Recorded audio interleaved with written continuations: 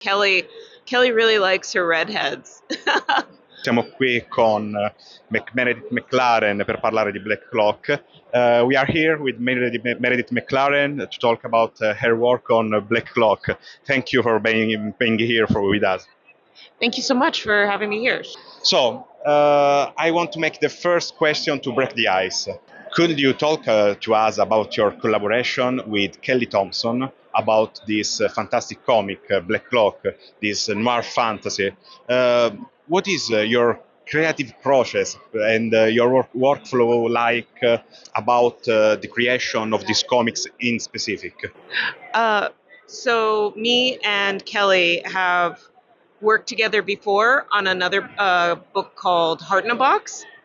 And before that, she enjoyed some of my self-published webcomics called Hinges. So she knew I liked fantasy, and she's a big fan of sci-fi, and she wanted to work together for something. So she's like, we will meld sci-fi and fantasy and then throw a detective story on top of that. And I'm happy to work with her for anything she suggests. So I said, of course. Um, there was a little bit of feeling it out because Kelly really likes, she kept telling me this should be like Blade Runner. Oh, Yeah. But my memory of Blade Runner is very dark, very hard to see. And so, but she wanted it very bright, but still the same tone. And so we had a fun time figuring out the balance. So the usual process of working on it was Kelly would give me the script for an issue, and I'd go straight to pencils. We sometimes you give writers sketches. In this case, I could go straight to this is probably what the page will look like, inked and colored. It was very rare that we had something where we weren't aligned in vision as far as what Kelly was asking for on the page. Mostly, as long as I put in a lot of a lot of the city and a lot of interesting fantasy creatures in there, then she was happy. And then inks, colors. A page probably takes about 4 to 5 days to do, just because we have to talk back and forth. So I shouldn't. And I'm usually doing them in clusters of three or four pages. So okay. So that's usually the process. We get an issue done, and then we'd have to hurry for the next one because we were always behind. you talked about Blade Runner. So I want to ask you, how did you approach the world building specifically? So the design of the environments and the unique blend of magic and technology, because it's kind of unique what you did on Black Cloak, even though there's not the first time, but kind of unique. So, like I said, I was more of a fantasy person, and Kelly more sci-fi. So we would push and pull each other back and forth. So if I went too far with fantasy, she'd pull me back with sci-fi, vice versa. For building, I was really looking at not just places and environments where you have very crowded infrastructure. A lot of inspiration came from Kowloon, the walled city. You know, places like Hong Kong and Singapore were very tightly pushed together, but also places like Rome and Paris, and where there it's a city built on top of a city. You can't have an environment that's been around for ages and ages that doesn't have a few crumbling buildings from their history. You know what I mean? So it'll be some sci-fi fixtures on, something that's been there for 1,000 years. So like a patchwork of different epochs. Yes. What about the fairy Greenland? All the trees, all the house of the on the trees. So for that one, I had to look at more. In English, we call it solar punk. I don't know. Solar punk, yeah, Yeah. Okay. It's really cool. Yes, it's really cool. Kelly was very clear that whereas the rest of the city embraced their form of technology, this one was a little where the trees are, it's more tied to nature. They're still trying to hold on to their roots. And so I looked at solar punk a lot. I didn't know that existed before this, before working on this book. So yeah, it's the same thing, building on top of ages, but trying to pay attention to cultures where they really hold on to their history, like the Japanese, very, we they have new ways of doing things, but they're holding on to the old ways of doing things very tightly. So tradition with innovation, basically. Okay, so you say that you go more on the fantasy side of the Spectre. So I want to ask you about the creature design and the character design you did for Black Clock. I won't say the name of the Drake creature that we see because it is a little spoiler, but I'm specifically curious about them, but mostly about Phaedra, the protagonist. With the first book, I was mostly picking up on fantasy creatures that have a history in our own folklore, or be it old folklore or new folklore. In the second book, we were able to do something a little more modern with Alden and the Bellwethers. But I was also able to, as you said, create this new creature. We had to delve into something uh, that didn't have any background to it because it was new to the world of Black Cloak as well. They hadn't heard of it either, or if they had, only in fairy tales. We actually started with something a little more insectoid. Kelly grimaced with that one. I think I pushed too hard with that. Uh, but it did let me move on from a play with more of creatures that have interesting jaws, unhinging jaws, like the mermaids. The mermaids have the jaws that open up very big, but also to sort of feed into the sci-fi aspect. There's something almost sickly about the creature where it's got a veiny sort of slick look to it, bones and veins, and it's shiny, like it looks slimy almost. I wanted to push that much harder to throw Kelly under the bus. That was too much for her. I mean, without spoiler, those drakes were magnificent, but I'm not a bug person too, so I would be really scared if I saw an insectoid-like creature in the comic. Yeah.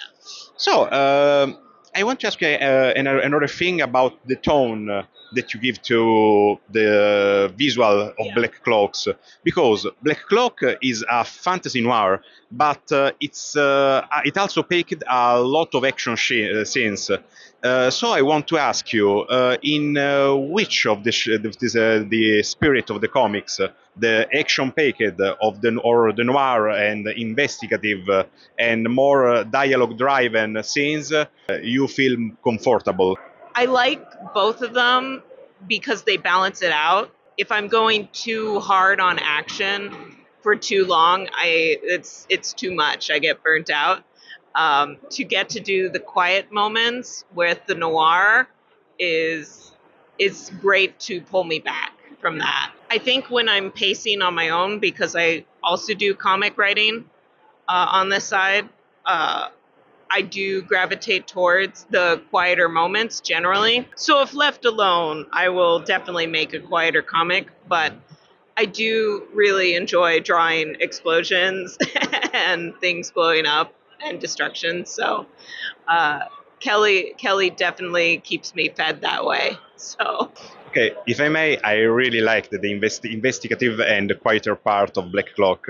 They were really noir. They really work about the noir of the series. I asked also about Fedra before, and I want to return to her. She's the protagonist. She's a tough girl. She's an fantastic private investigator, and I want to ask you about the creative process, about her design, and even her characterization, if you have word with Kelly about her.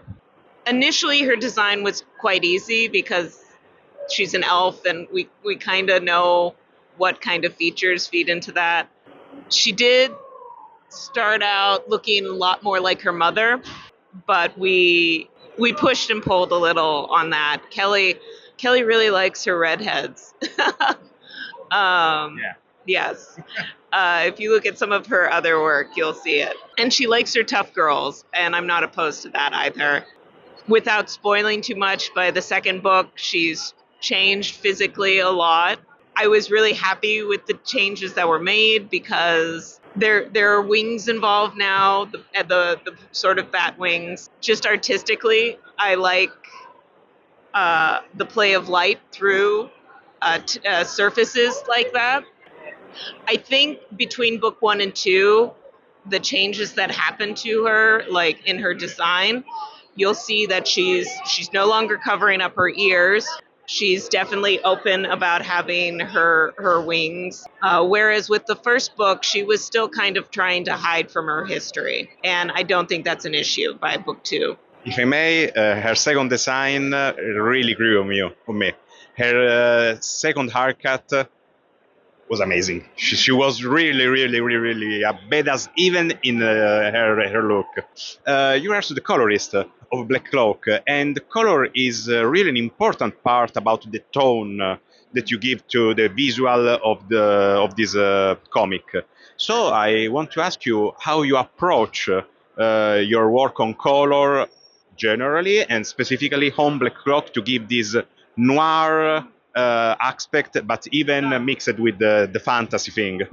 So as a colorist, when I'm penciling and inking, I have some idea of what a page is going to look like. When we do colors, I always tell people it's a happy accident. Um, I'll lay down flats, and then I'll see what the lighting will do to it according to what the scene has already. And then I'll start, going through different variations of what the lighting will do to the scene. And I'm never quite sure by the end where we'll end up. Um, I had to learn neon lighting for this book. I hadn't done it really all that much before. Like I said, I don't know what to expect, but I'm very happy with where it's brought me as a colorist. Um, I like to tell people with Black Cloak, I leveled up as an artist. Like I've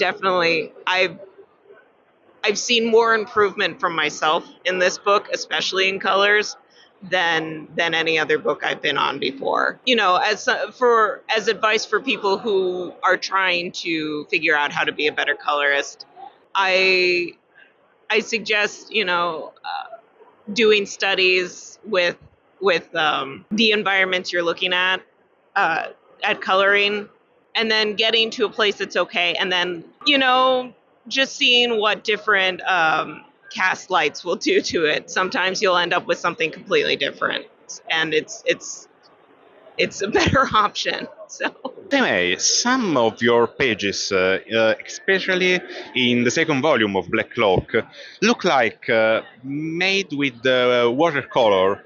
I have a history working with watercolor separately from this project, so I do know what to expect from a finished watercolor piece.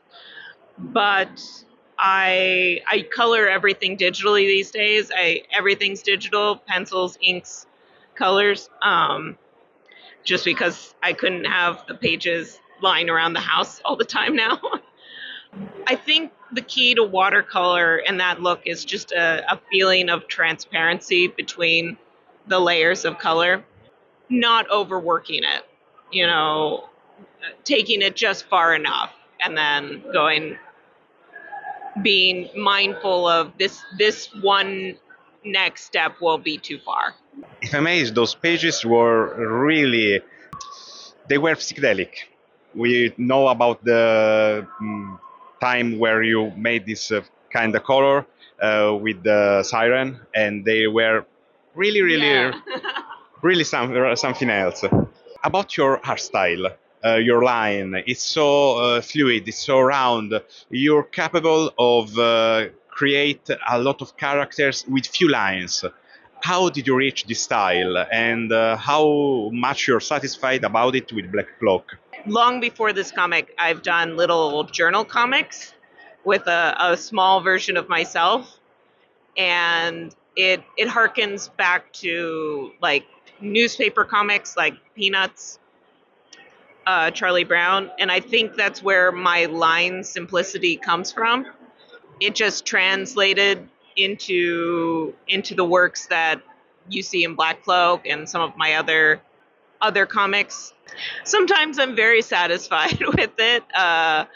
Other times, you look at another artist and you're just like, I need to do it that way, and it's always in a state of change, of flux. You'll get to a brief point when you're satisfied, and I'm certainly happy with all of how Black Cloak looks. But then you'll see what someone else is doing, and you're like, okay, I need to know how to get to that point in what they're doing. So it's always a journey. Right now I'm satisfied, but you always feel like you could do more. The world of Black Cloak feel really vast, really full of possibilities. Uh, there's a possibility to see a sequel of this series. Kelly and I definitely would like to keep working in this world. I don't know when we will get that chance. Kelly is very in demand right now. She's working on several other comics, Absolute Wonder Woman, and it's Jeff, and she's very busy. So when she has a script for me, I will draw Black Cloak again.